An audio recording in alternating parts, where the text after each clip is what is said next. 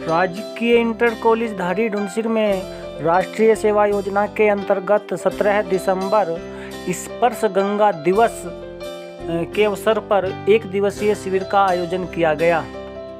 इस कार्यक्रम में राष्ट्रीय सेवा योजना के स्वयंसेवियों ने ग्राम सभा धारकोट में एक रैली निकाली और यह रैली जब तक ग्राम सभा धारकोट तक पहुंची उससे पहले रास्ते में जितना भी प्लास्टिक या प्लास्टिक के अतिरिक्त कचरा कूड़ा जो मिला उसको स्वयंसेवियों ने उठाया और हम सब अपने साथ में एक बोरी लेकर चले थे और उसमें उसको इकट्ठा किया।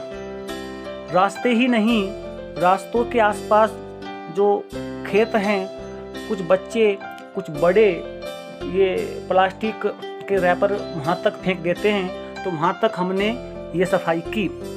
ग्राम सभा धारकोट में पहुँचने पर हमने एक स्थान पर रुक करके लोगों को इकट्ठा किया और वहाँ पर लोगों से कुछ बातें की, जो कूड़े को लेकर, कचरे को लेकर, नशे को लेकर, बेटियों को लेकर और विशेषकर जो हमारी गंगा नदी है और गंगा नदी में जो हमारे गांव के जो गदेरे हैं उनका पानी जो जाता है उसको किस प्रकार से हम साफ स्वच्छ रख सकते हैं, इस बारे में बहुत सारी उनसे हमने बातें की।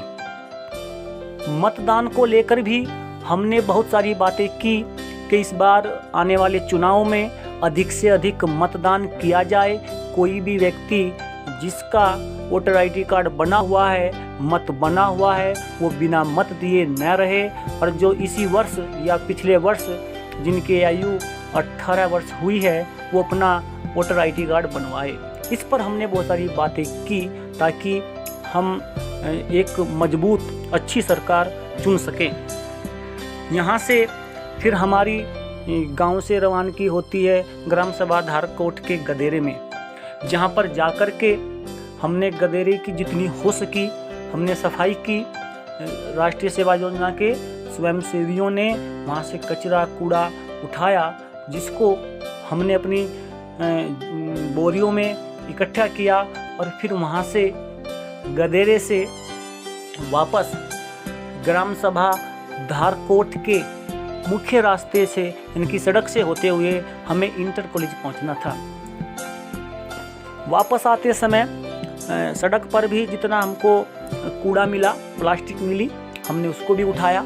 एक दुकान आई रास्ते में जहाँ पर बहुत ज़्यादा गंदा था, उसको हमने वहाँ से सारा कूड़ा कचरा उठाया।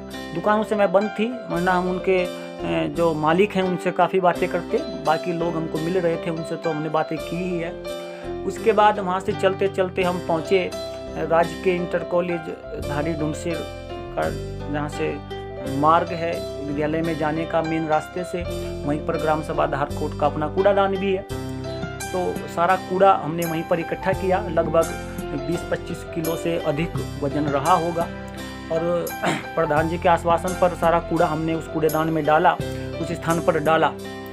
उसमें से जो मोटी प्लास्टिक थी वो हमने निकाल ली, जैसे बोतलें थी या कुछ पीपे थे, उसमें कांच की बोतलें थी, उनको हमने अलग किया।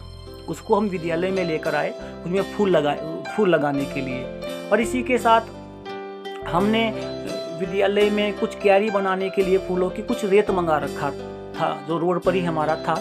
यहाँ से हम सबको विद्यालय में जाना था, तो जो बोरियां हम लेकर आए थे, यहाँ से अब सभी स्वयंसेवियों ने अपनी अपनी बोरी में रेत भरा और एक बोरी को 2 स्वयंसेवी पकड़ करके राजकीय इंटर कॉलेज धारी ढूंढसिर तक पहुँचे। उसके बाद में इंटर कॉलेज पहुंचने के बाद हमारे बौद्धिक सत्र की शुरुआत हुई और इस बार का बौद्धिक सत्र हमारा बड़ा विशेष रहा।